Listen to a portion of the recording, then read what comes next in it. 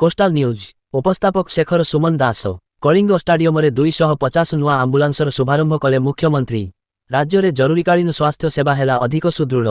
प्रत्येक ब्लकरू जिला मुख्य चिकित्सालय एवं जिला मुख्य चिकित्सालय कटक बोर्ड मेडिकल को निरंतर आंबुलांस सेवा जोगाई दिया। विमान योजन एयरस्ट्रिप व्यवस्था करा मुख्यमंत्री। सेवार दक्षता आनी कम समय रोगी को हॉस्पिटल पहुंचाइबा लक्ष्य मुख्यमंत्री श्री मोहन चरण माझी आज कलिंग स्टाडियम ठारे द्वितीय पर्याय 250 टी नुआ आंबुलांसर शुभारंभ करिसेंती। राज्यवासी को जरूरीकालीन चिकित्सा सुविधा समय मध्य पहुंचाइबा लक्ष्य राज्य सरकार 428 टी नुआ आंबुलांस सेवार व्यवस्था करिसेंती। एहार प्रथम पर्याय गत 23 डिसेम्बर में 150 टी आंबुलांसर शुभारंभ होइथिबा बेले आज कलिंग स्टाडियम भुवनेश्वर में मान्यवर मुख्यमंत्री 250 टी नुआ आंबुलांसर लोकार्पण करिसेंती। एही समस्त आंबुलांस पाई राज्य सरकार निजस्व पांठिरु प्राय 111 कोटी टंका विनियोग करिसेंती। जे आम सरकार राज्यवासी को इमरजेंसी मेडिकल ट्रांसपोर्टेशन पाई आज 428 टी नुआ आंबुलांस व्यवस्था करिसेंती, जाकि आज ताहार शुभ उद्घाटन करागला। ठीक यही भाव में यह पूर्वर गत 2025 मसीहार डिसेम्बर 23 तारीख में से दिन 150 टी आंबुलांस शुभारंभ करा जाइथिला। आ समुदाय को यदि आम मिसेबा ताहले निश्चित भाव में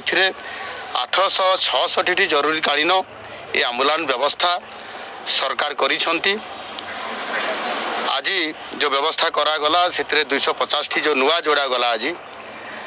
एथिरे समुदाय 111 कोटी टंकार व्यवस्था राज्य सरकार निजस्व ये पांठिर व्यवस्था करी देइछंती।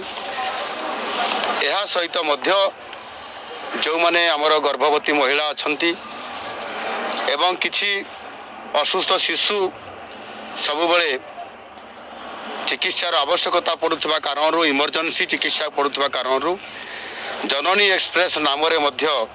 500 टी स्वतंत्र आंबुलांस ये कार्यकारी करा जाउछ। कारण निश्चित भाव में लोकंकर इमरजेंसी सेवा को आखि आगे रखिकी किभली भाव में राज्य सरकार तांकर आंबुलांस रे अधिक दक्षता प्रतिपादन करी लोकं को सेवा जोगाई देबा एवं समान को यथा समय हॉस्पिटल को पहुंचाई तार आशु आरोग्य सेवा पहुंचाइबा जो आंबुलांस गोटे बहुत बड़ भूमिका रोची ताकू सुनिश्चित करने ये दिगरे आम सरकार दृढ़ पदक्षेप नौछंती। कौन सी भी रोगी आंबुलांस बिना चिकित्सा रे तार असुविधा हो जीवन हानि हो पारे ये प्रकार आशंका को दूर करी किभली भाव में इमरजेंसी सेवा सरकार जोगाई देवे जो कि अनेक गुरुत्वपूर्ण इमरजेंसी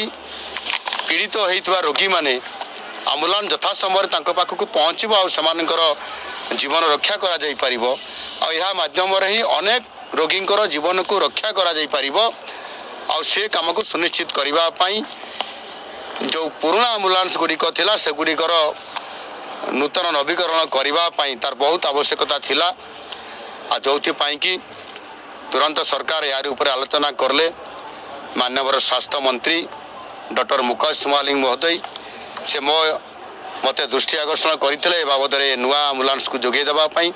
एवं से सरकारी विधि व्यवस्था अनुसार ताकू आलोचना करी आमे याकू पर्याय क्रम आमे ताकू समुदाय लोकों पाखक प्रति ब्लॉक अंचल को जीवाई एवं जिला हेडक्वार्टर रही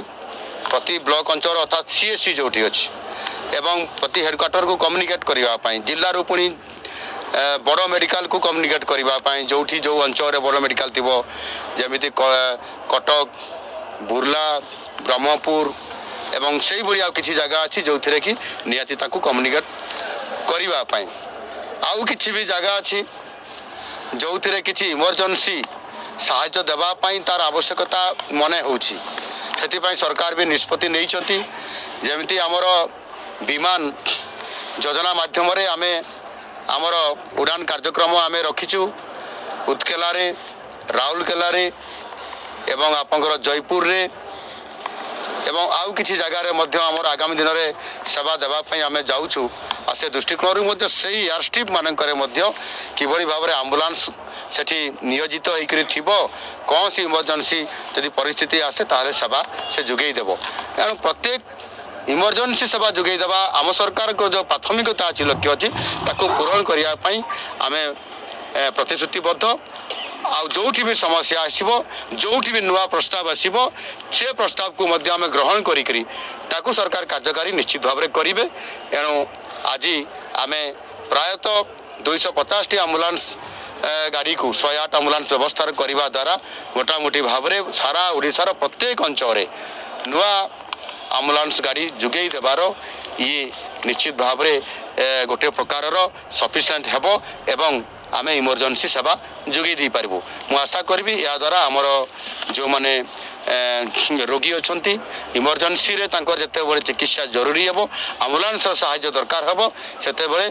ତାର ଉପଯୋଗ କରାଯାଇପାରିବ ଏବଂ ସେମାନଙ୍କର ଜୀବନକୁ ରକ୍ଷା କରାଯାଇପାରିବ ଧନ୍ୟବାଦ।